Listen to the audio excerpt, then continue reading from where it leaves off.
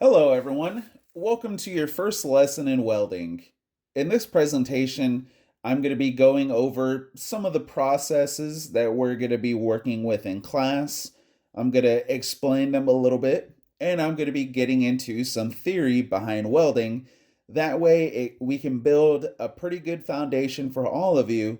So when we get into the classroom, or I should say the welding shop, and we start melting rod and burning up metal, you all understand what it is that we're supposed to be doing. So let's jump right in. What is welding? So I know you can go ahead and read what's up on the slide, but I am going to reiterate some of the things that are up here. The reason is I wanted a really cool background, somewhat of a theme that would match the topics that we're talking about. So it's a picture of someone welding, some of the sparks coming down, and because of the nature of the picture I chose, the only good color that I could give the font so that way it pops out is yellow. But I understand that some of you may have a hard time seeing the color yellow, at least with this background. So I'm going to repeat some of the things that are on the slide, but it's not going to be word for word. I don't want to bore you with something like, death by PowerPoint. I will add a little bit more detail and I'll definitely have some other sidebar in there, but, this is pretty much how I'm going to do it. So bear with me. So, what is welding? Like I asked before. Well, with metal, welding with metal, it's typically done by taking two or more pieces and fusing them together. So essentially, you're taking two pieces of metal and you're turning them into one piece, or you're taking three pieces of metal, turning them into one piece, and so on and so forth. Now, there are cases where you can weld with one piece of metal, or I should say, weld on one piece of metal. And we're going to do this on our first day when we get into class, or again, my mistake, I should say the welding shop. When we get into the welding shop, we're going to be welding on one piece of metal. This is going to be our practice. I want to be able to see what you can put onto a piece of metal. That way I can give you some pointers on how to adjust your technique. So that way, when we jump right into putting multiple pieces together, you'll have a better grasp of how to weld the material and how to adjust your own technique in order to do so.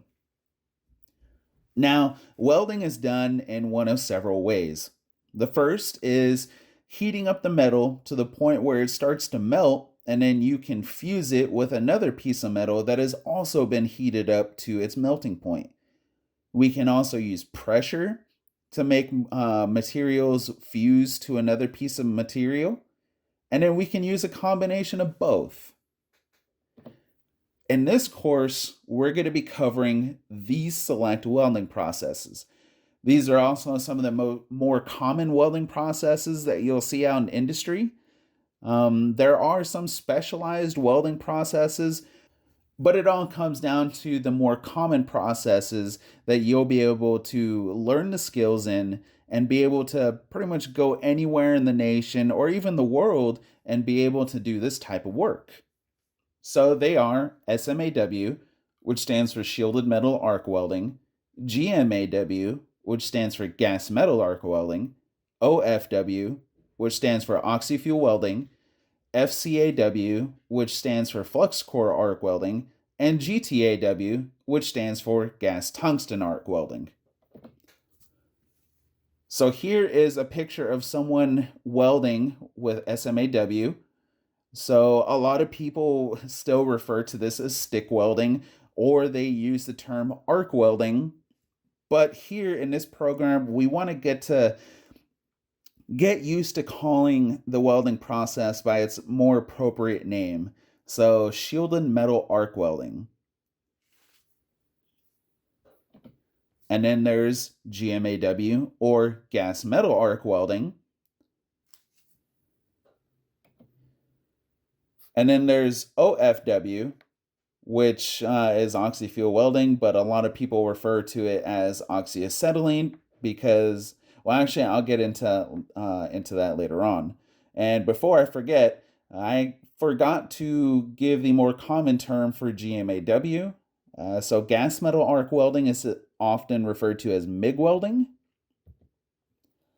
Then there's flux core arc welding, which is very similar to gas metal arc welding, except we're using a different type of welding gun and a totally different type of wire to weld. And this might not make a whole lot of sense to you, but don't worry. When we get to this process, I'm going to break it down all over again. And then there's gas tungsten arc welding, which is still often referred to as TIG welding. So, just by looking at those different processes, I'm sure that you can gather that we're going to be using heat in pretty much everything we do in order to weld. So, we're using the method of heating up the metal to its melting point, and then we're going to fuse it together with some other metal that has also been taken up to its melting point. Now, we're going to be doing this in two different ways.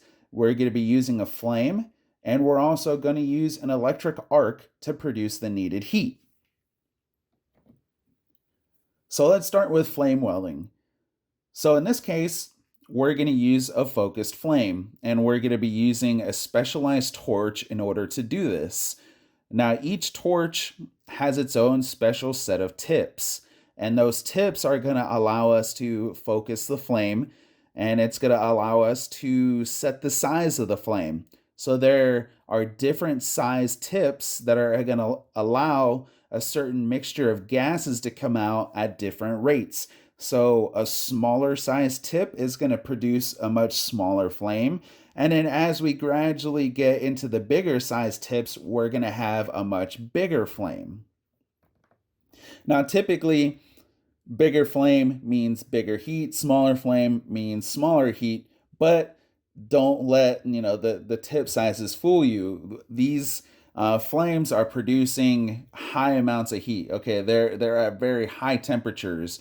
But before I get to that point, I do want to say that when you're welding with the flame, you can either add material into the weld.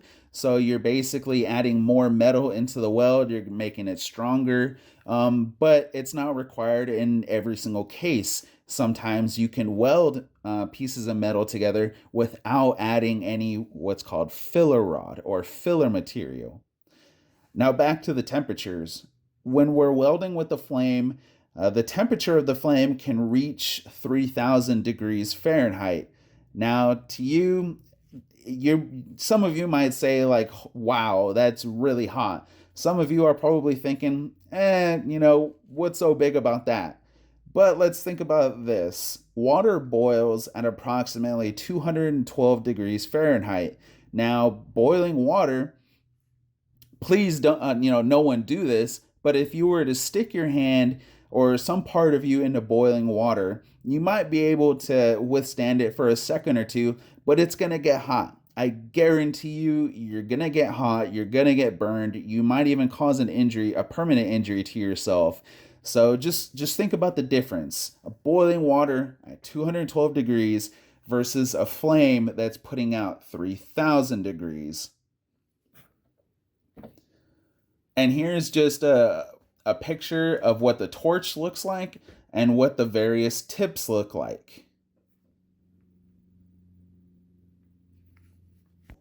And now I'm sure all those tips on the right-hand side, they probably all look the same to you, but there are some differences. We're not going to worry about that right now. I'll get to that when we get to that point in the course. Now let's move on to arc welding.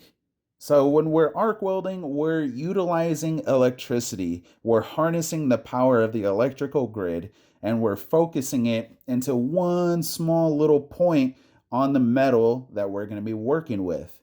So we're focusing electricity into one small area, which is pretty much what we do with flame welding, except when we're arc welding, the arc or the heat is focused in a much more precise location. Plus, the temperatures that are produced by arc welding are much higher than that of flame welding. So when we're utilizing an electric arc to weld, the temperature we can reach is often up to and even over 5,000 degrees Fahrenheit. So now let's get into a little bit of welding theory. In order to set the foundation for you to become an amazing welder, to be well rounded in the various welding processes, it's good to know these basic basic points of electricity. And so they are just the basic concept of how electricity works, which includes knowing what current means, knowing what polarity means, and knowing what a circuit means. So let's just dive right in.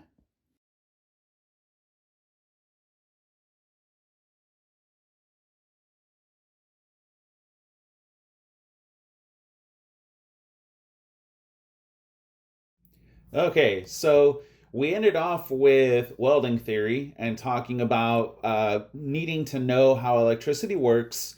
What does current mean? What does polarity mean? And what do we mean when we're talking about an electrical circuit? So let's go ahead and move on to the next slide. So in our everyday life, we use electricity, right? We know that we can plug in something and we can draw power so that way we can use whatever device or appliance this is, whether it's charging your cell phone, powering your laptop, being able to use a microwave, plugging in our refrigerator, so on and so forth.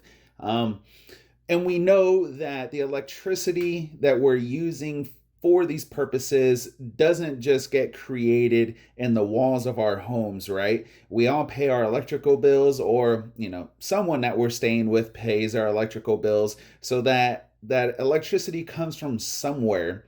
And wherever that electricity comes from, we call that the power source. So you can kind of think of the electrical grid as being the power source that sends power to your house, which then in turn powers everything that you're plugging in. Now, the flow of electricity is what we call the current. So you think about when people say the river current or the ocean current, something like that. That just means that the way that it moves, the way that it flows. So there is another meaning to current in welding. So when we say current, we're also saying the power or the heat that is being generated by the electricity. And so another way to say this is amperage or amps. This is how we measure current with welding. But when we're talking about electrical theory, let's just consider current to be the flow of electricity. We'll get into the other meaning of current later on down the road. Okay, yeah, so next slide. So in welding, this is essentially what our circuit looks like, or basically this is what the current of electricity is going to flow through. So we have our power source. We have that plug in the wall that is going to send electricity into our welding machine. Now this is where power source has a couple different meanings. Power source in general is already, you should start thinking this is where our power comes from. But when we apply it to the welding process, the power source then jumps from being the outlet in your wall to being the welding machine itself. And I'll explain this a little bit more when we start talking about each individual welding process. But when the electricity goes from that wall outlet into the welding machine, it changes a little bit. And so the welding machine technically then becomes the new power source.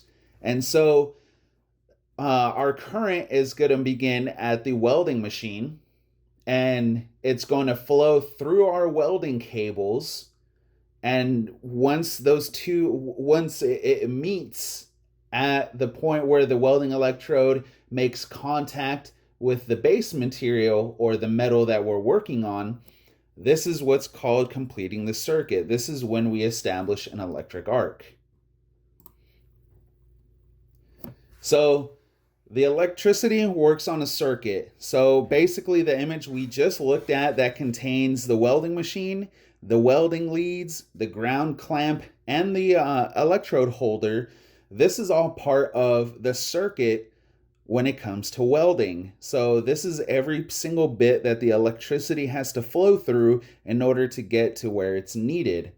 Now, when we think of something smaller, think of like a flashlight. So think of a battery that ends up powering a light bulb within the flashlight. So the battery is the power source, and the wires that the electricity has to travel through in order to get to the light bulb, all of that together is considered the electrical circuit for a flashlight. Oh, sorry, I forgot to mention the little button that you have to push as well. So whatever switch or button you have to push in order to activate the device, that's part of the electrical circuit as well. So we can kind of break it down into simple terms by looking at this image where we have our battery and we see a wire coming off of each side that ends up linking to this light bulb. And right now there's no light switch. Okay, so this is just a very simple closed circuit. So the power is directly running from the battery to the light without anything in between. So now you heard me say closed circuit. So we need to understand that there is an open circuit and there is a closed circuit. And though they are very similar, there is one simple thing that separates them. So we'll start with the closed circuit. So when the circuit is closed, electricity is able to flow freely from the power source to whatever needs the energy. So in this case with the picture, the electricity is flowing from the battery through that switch and then into the light bulb. Now in this picture with the closed circuit, the switch is in the on position. So there are technically two connections and the switch has been flipped down to make contact with this second connection, which is allowing electricity to flow through the switch and into the light bulb. Now an open circuit is very similar, but the switch is turned off. So somewhere in the path that electricity takes in order to go from the power source to whatever it is that needs the power, there's a break somewhere. And in this case, it's the light switch. So the switch is no longer in the on position, it's flipped off, which means that something right here is not being connected. There's no establishment for the electrical current to run from the power source through the switch and to the light. So this is an open circuit. So another way to think of it is when I'm pretty sure all of us have needed to jumpstart a vehicle or we've helped someone jumpstart a vehicle. So, you take the cables and you attach the negative cable to the negative side of the battery and the positive cable to the positive side of the battery. And then we go to do the same with the vehicle that needs the jump start, right? Well, oftentimes what you may see when you're connecting the cables is a little spark. Now, in this case, it's a little exaggerated. Just for purposes of display, this person was making a lot of sparks. So when that happens, you know that the electrical current is making its way all the way through the circuit. So this is the electricity trying to jump from the cable into the battery terminal. But because there's not a good connection just yet, it's kind of arcing and sending sparks everywhere. So once we complete the circuit, electricity is free to flow, and we can also call this closing the circuit or completing the circuit. Sorry. So like I was already saying, power obviously gets from the power source to a device. Now, this current can go in different directions. So remember how I was talking about how a battery has a negative side and a positive side? So depending on where the electricity starts its journey to get to whatever needs its power, This is what we call the polarity. So polarity basically is broken down into two different types of current. There's direct current, which means that the electricity only flows in one direction, where it'll start at the negative side, travel to whatever needs power, and then returns back to the power source at the positive side. Or it'll start at the positive side, travel to whatever needs power, and then comes back to the negative side. Now, there's also alternating current, which sees the flow of electricity travel in both directions. So let's break that down. Again, direct current is where the electricity flows in one direction. Now we can break this down even further by saying there's direct current, electronegative, which sees the electricity start at the negative terminal, find its way through the wires to whatever needs the energy, and then it comes back through the wire that's hooked up to the positive side. Now, this is also called straight polarity from the welding industry. This was a term that was used long, long ago, and some people still remember this term. And so if you ever hear straight polarity, it's just another way of saying direct current electronegative. Now there's direct current electrode positive, which is just the opposite. The electricity starts at the positive side of the battery, and it'll travel through that wire that's connected to the positive pole. It'll go to whatever needs the energy, and then it travels back along the wire that's hooked up to the negative side. This is what is often referred to as reverse polarity. So like straight polarity, reverse polarity, those are just two names that are often associated with direct current electronegative and direct current electrode positive. Now, alternating current. This is where the current travels in both directions, but it doesn't happen simultaneously. Electricity cannot travel in both directions at the same time. It has to start in one direction, then stop, then travel in the opposite direction. So when the electrical current is going in one direction and then stops, travels in the opposite direction, that is considered one cycle. And there are 60 cycles per second. So what that means is the electrical current will change direction 120 times per second, or there are 60 cycles. So now that I've thrown a whole bunch of information at you about what is welding, how to understand electricity, current, polarity, electrical circuits, and all that kind of good stuff, let's take a quick look at what is not welding. So there are a couple of processes that are often confused for welding because they're still putting pieces of metal together, but there are some differences. So brazing and soldering, they are a couple of processes that people can use in order to join metal to metal. And while they are similar to welding, they do not actually create a permanent bond. So welding creates a permanent fusion between metals.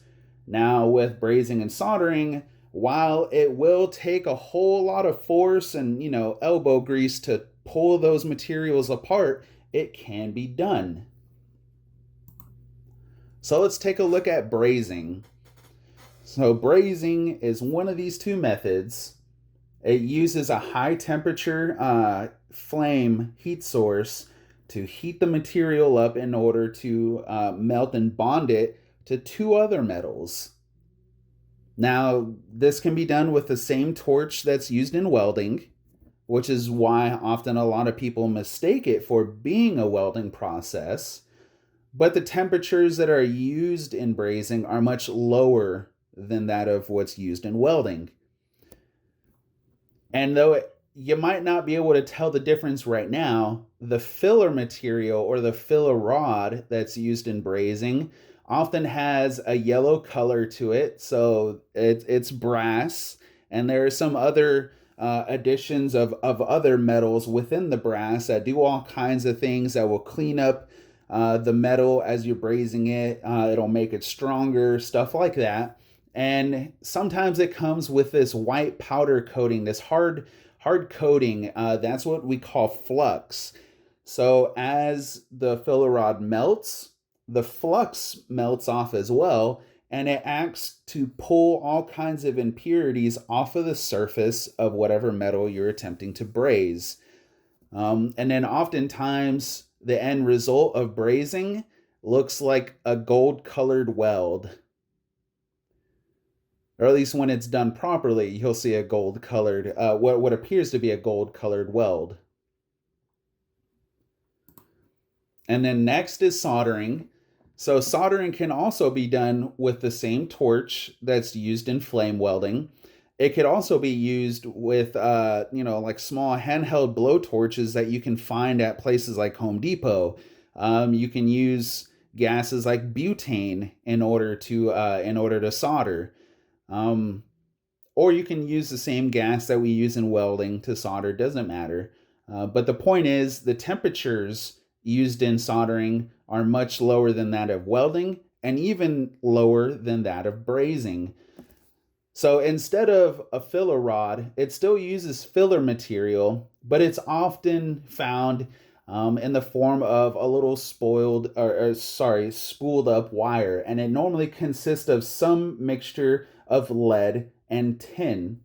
And so you can just unroll this out, put it into the shape that you need it to be in. And so when the two metals are heated up, the solder, you can just insert that to where it needs to go into, and the solder just melts and finds its way in between the two metals and acts sort of like a really heavy duty super glue. Same thing with brazing material.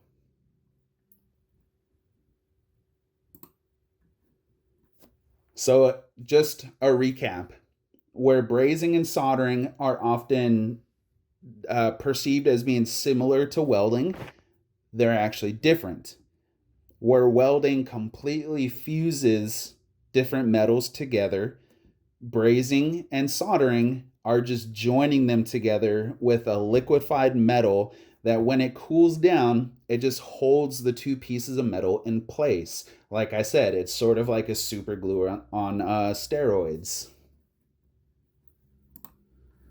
All right, so that's pretty much it. I hope I haven't given you too much to think about, but if there's anything that you have questions about, maybe you need another explanation or you need it explained in a different way, just reach out, ask me anything you need to, and I'll do the best that I can.